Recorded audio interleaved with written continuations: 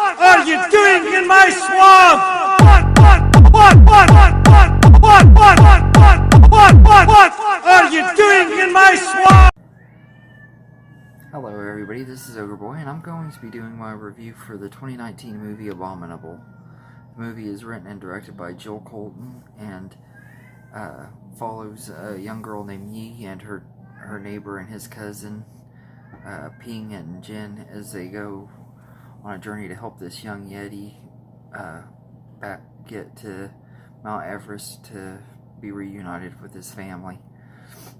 And along the way they're trying to escape from government officials who are wanting to take the Yeti and experiment on him. This movie is pretty good. The animation here is just absolutely amazing.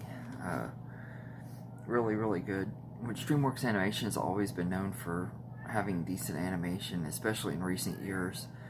I think that the animation in this was just really good. The characters are all really likable, and the voice cast is really great. Chloe Bennett does the voice of Yi, and she's great. She fits the role really well. Albert Tsai does the voice of Ping, and he's really good too. He's hilarious in here. And Tenzing Norgay Trainer does the voice of Jin, who is Ping's cousin, and he does a really good job too. He's the one character out of all of them that kind of was annoying a little bit at first, because he's like this pretty boy that he just kind of has this annoying personality. But as the movie progresses, he gets better.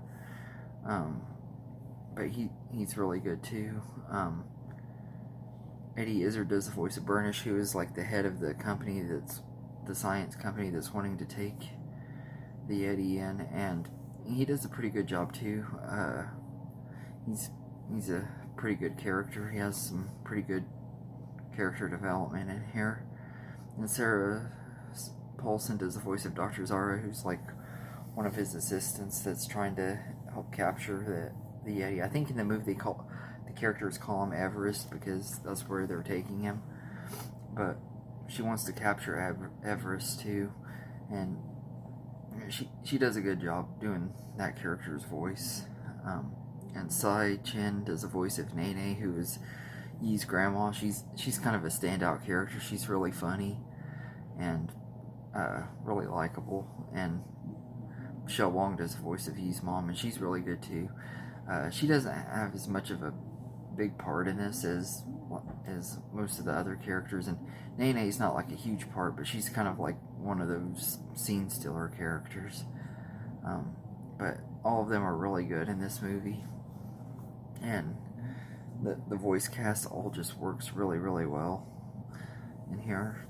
The animation, like I said, is just absolutely beautiful. There's some really awesome scenes that are like breathtakingly beautiful for an animated movie, and especially for DreamWorks, because DreamWorks is kind of known to have a certain look to them, and this one is definitely one of the ones that I think ranks up there with some of their better animation, like the animation in How to Train Your Dragon and Rise of the Guardians and the Croods and stuff like that. Like, the animation in those movies are just absolutely stunning, and I feel like it is in this movie too. And the character design is done really well, especially for Everest. I think he's just absolutely adorable. He kind of reminded me of Baymax from Big Hero 6, except not like he doesn't look like him, but he's like just really a lovable character like Baymax was. In fact, I actually think I liked him even more than Baymax. He just was really likable, and he has these really awesome powers where he makes like plants grow, and he can make the earth move and stuff in weird ways. Like, there's a part where it was in the trailers, like where they're going through this big field, and it's like they're surfing and stuff. It's really cool. And the animation is just breathtaking in a lot of those scenes, especially though when they're about to get to Mount Everest. I thought that was really good. The score by Rupert Gregson Williams is really good too, and he also does the noises that Everest makes when when he's using his magic powers and stuff, he has this like really deep humming noise and everything. He does the noise for that, and I thought that was really cool. But his score was really good, and I think the story is really good. It isn't really that original, though. There are many movies that have followed the same formula or is really similar, like E.T. and How to Train Your Dragon kind of have similarities with this movie, but I still thought that this one was really good. It was a lot of fun. It was a lot better than I was expecting it to be. I had pretty high hopes for it because this was one that looked like it was going to be really entertaining to me when I saw the trailers and stuff, and it really was a lot of fun. The only thing that I will say though is it is really predictable. You kind of know what's going to happen in a lot of ways, although there was little twists that kind of caught me off guard that I wasn't expecting with the villain of the movie. I thought that was kind of a decent twist, but there are some things about the movie that I think we've seen done better, like stuff with the government chasing them and stuff. Like E.T. did stuff like that better, but I feel like this was still a really good movie. It also kind of reminded me of Ice Age a little bit at the end of the movie when Everest is reunited with his family. It just reminded me a little bit of Ice Age too. But I really enjoyed this movie. I thought it was a lot of fun, and it's definitely worth checking out, especially if you're a fan of animated movies or DreamWorks Animation movies. This was a really good one. I think this was their best one in a really long time. Probably at least since Rise of the Guardians. It just was a really, really good movie. And I definitely would recommend it if you're a fan of DreamWorks Animation or just animated movies in general.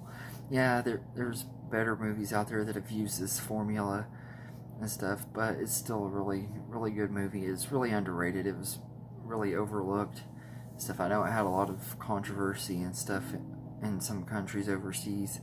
I'm not exactly for sure what it was about, to be honest, but yeah, I think that hurt its performance, box office performance too. But I do feel this movie was really underrated. It was a lot better than I expected it to be, and I definitely would recommend it if you haven't seen it. But if you have seen Abominable, let me know in the comments what you think of this movie. I think I'd give it an 8.5 out of 10. It probably would have gotten a 9 if it wasn't for the fact that we've seen this type of story done before. But I still really love this movie, and I definitely would recommend it if you haven't seen it. But let me know in the comments what you think of this movie, and I hope you enjoyed this video, and have a good day, everybody.